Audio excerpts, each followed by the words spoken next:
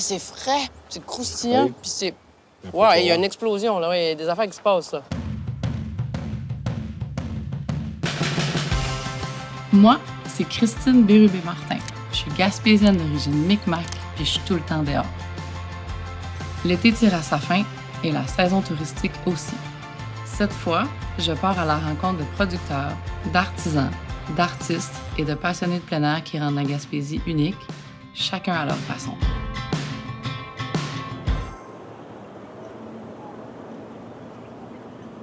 Entre la mer qui entoure la péninsule et les 22 rivières à saumon qui la traversent, il n'est pas surprenant que la Gaspésie se soit méritée une réputation mondiale de paradis de la pêche.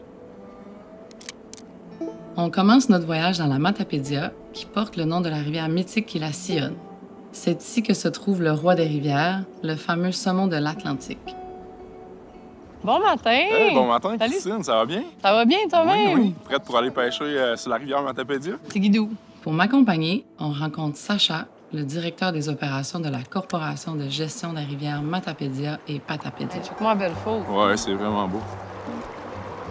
Les gens, ils disent souvent ici, quand ils viennent pêcher, qu'ils sont au paradis de la pêche au saumon. Ah ouais? Quand on parle en termes de quantité de poissons, là, c'est... C'est ici qu'il y en aurait le Il plus. y en a le plus. Il y en a même qui disent que le saumon il a été inventé ici. Dans la vallée de la Matapédia, on est vraiment chanceux parce qu'on a un joyau dans les mains. On a la chasse, la pêche, c'est dans notre culture.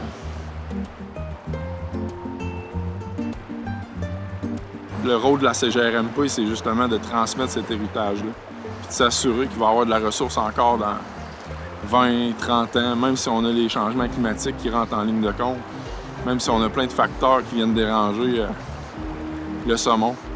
C'est quand même de travailler ensemble avec tous les partenaires du Québec pour assurer la pérennité de la ressource.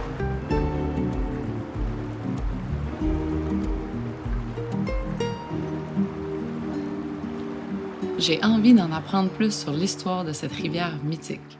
Je me rends donc à l'endroit où la rivière Cozapscal se jette dans la rivière Matapédia. C'est ici que se trouve le tout premier camp de pêche au saumon dans la vallée. Voilà!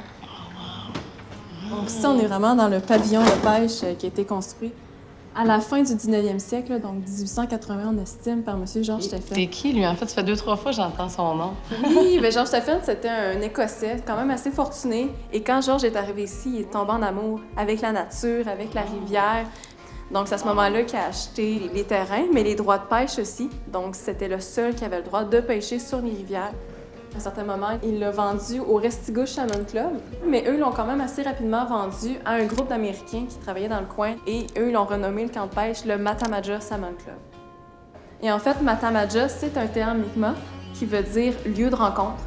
À l'époque, les Mi'kmaq pouvaient se rencontrer à la rencontre de la rivière Cozapscal et Matapédia, mais après ça, c'est Georges Stephen qui allait là justement pour pêcher et les différents membres du club aussi. Et encore aujourd'hui, ça fait plus de 150 ans finalement, qu'il y a des pêcheurs qui vont à cet endroit-là, à ce lieu de rencontre pour pêcher. Quand on parle du Matamaja Salmon Club, tous les gens du coin, s'ils venaient pêcher, s'ils n'étaient pas membres du club, c'était considéré comme du braconnage. Donc, quand les rivières ont été déclobées, c'est les gens du coin qui ont pu s'approprier la rivière. Donc là, on voit justement une photo des différents pêcheurs qu'il y a pu avoir au fil des époques qui ont pu présenter leur récolte et de dire, c'est à notre tour de pêcher. De prendre la relève. Voilà.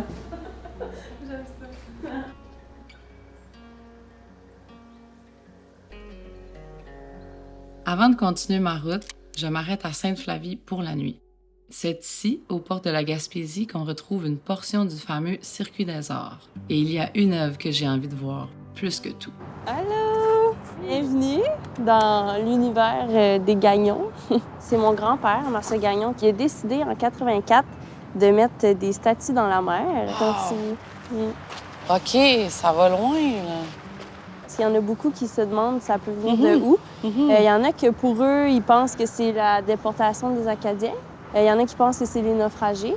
Mais Marcel, lui, de base, il dit que c'est une œuvre à interprétation personnelle. Okay. Pour lui, c'est le grand rassemblement. Tous les personnages se rejoignent jusqu'au bout. Puis c'est comme s'il y avait une personne qui donnait un message, puis c'est vraiment le message, un message de paix. Ici, le fleuve est partout. Il façonne le paysage, inspire les artistes et influence la vie de ceux qui travaillent la terre ou la mer. On reprend donc la route le long du littoral pour aller rencontrer quelques producteurs et découvrir comment ils mettent le territoire au cœur de leurs produits. Puis ça tombe bien, parce que notre premier arrêt, c'est chez mes amis Nicolas et Marie-Hélène. Hey, je suis tellement contente de te voir! Viens faire un tour en dedans? Ben oui, certain, j'ai hâte de voir ça. Le Vieux Moulin, c'est une entreprise familiale qui se spécialise dans la confection de miel depuis les années 70. Il y a 30 ans, ils acquièrent un vieux moulin et se lancent dans la fermentation de leur miel pour produire de l'hydromel. L'hydromel, c'est pas nouveau comme boisson. C'est la plus ancienne boisson alcoolisée de l'humanité. C'est arrivé avant le vin avec le raisin. Les Grecs appelaient ça le nectar des dieux, puis c'était aussi la boisson des Gaulois et des Vikings. Ah ouais? Oh que c'est bon, ça. On dirait que c'est quasiment fruité. Oui, en effet. Ça va être toujours fait avec de l'eau, qui est notre liquide, du miel et des levures à vin. Puis en fermentant, c'est le miel qui se transforme en alcool.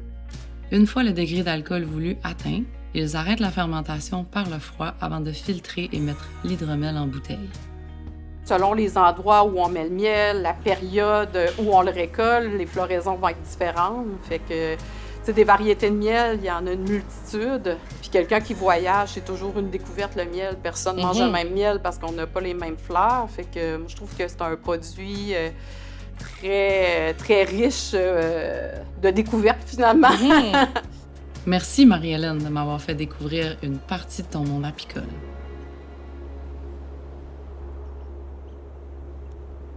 Je reprends la route, direction Baie des Sables, pour aller visiter une autre entreprise familiale bien connue de la région. Après avoir repris la ferme familiale, Christian et Carole ouvrent la fromagerie fermière du Littoral en 2006. Leur objectif, transformer la totalité du lait de leur ferme en fromage unique selon les variations saisonnières. En fait, on contrôle vraiment toutes les étapes de production, à partir de ce que les vaches mangent dans le champ jusqu'à ce que vous mangez dans l'assiette. C'est un lait unique, donc il y a une constance aussi dans le goût. Je sais, je fais un mess.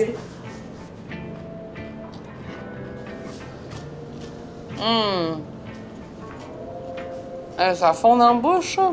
C'est trop bon. On essaie, quand on peut, de valoriser les produits de la région, que ce soit des herbes salées, le sel du pèlerin, entre autres. Tout ce qui peut être produit régional, on essaie de les intégrer à nos fromages. On a une façon de faire ou une passion reliée à notre métier. En tout cas, nous, c'est ici ce qu'on veut dégager et c'est comme ça qu'on le ressent.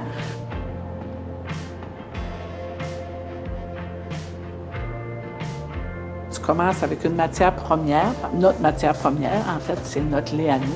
Et de voir le résultat. Oui, c'est une belle réalisation, je pense. Je commence à mieux comprendre ce qu'on veut dire quand on parle de produits du terroir.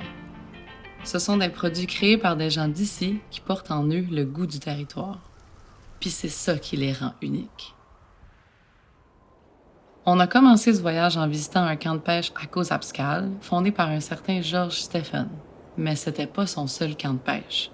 Après la Matapédia, il fait construire un deuxième camp de pêche, mais cette fois-ci à Grand Métis. Et il y fait construire sa résidence estivale, la Villa Estevan. Aujourd'hui, on connaît surtout cette propriété à cause de ses jardins somptueux et de son restaurant gastronomique. Pour m'accompagner, je vais rencontrer le chef exécutif des Jardins de Métis, Frédéric Boucher. Il m'explique que Georges Stephen lègue la propriété à sa nièce, Elsie Refford. Forcée d'abandonner la chasse et la pêche après une chirurgie, elle se tourne vers l'horticulture et, au fil de 3 décennies, transforme ce lieu sauvage en jardin remarquable. Voilà donc le fameux potager d'Elsie. Après, nous, en cuisine, on se sert surtout ici. Ce qui est intéressant, c'est que tout ce qui est à l'intérieur du potager est comestible. Des fleurs de capucine. Ce qui est bon, c'est le... C'est frais, c'est croustillant, Oui. puis c'est... Après, Ouais, tu il y a vas une explosion, là. Il y a des affaires qui se passent, là. Après, tu vas voir le poivre. C'est quoi ta vision par rapport à la restauration ici à la Villa? Ben, c'est vraiment une cuisine inspirée des jardins. Ça donne une ligne directrice à ma cuisine, mais surtout ici, je voulais faire une cuisine de saison. Je voulais mettre de l'avant les producteurs qu'on a. Oui, on travaille avec des producteurs locaux, mais on a surtout de très beaux partenariats. Je pense à la distillerie Métis qui font du gin avec un ingrédient des jardins. On a le Vieux Moulin qui vient nous prêter des ruches pour que les ruches puissent profiter de nos belles fleurs. Puis ensuite, nous, on utilise leur miel. Comme avec les moutondeuses, où c'est un producteur qui nous fournit les moutons pour un agneau de qualité.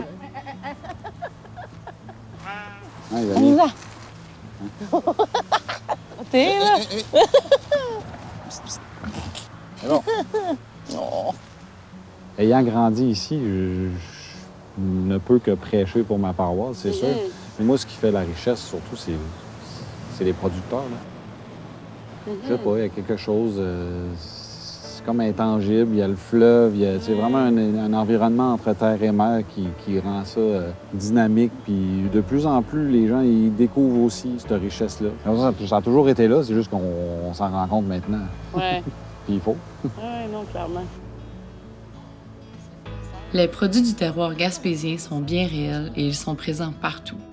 Du territoire à l'assiette, en passant par le savoir-faire et la collaboration, quand on goûte à un produit gaspésien, c'est indéniable.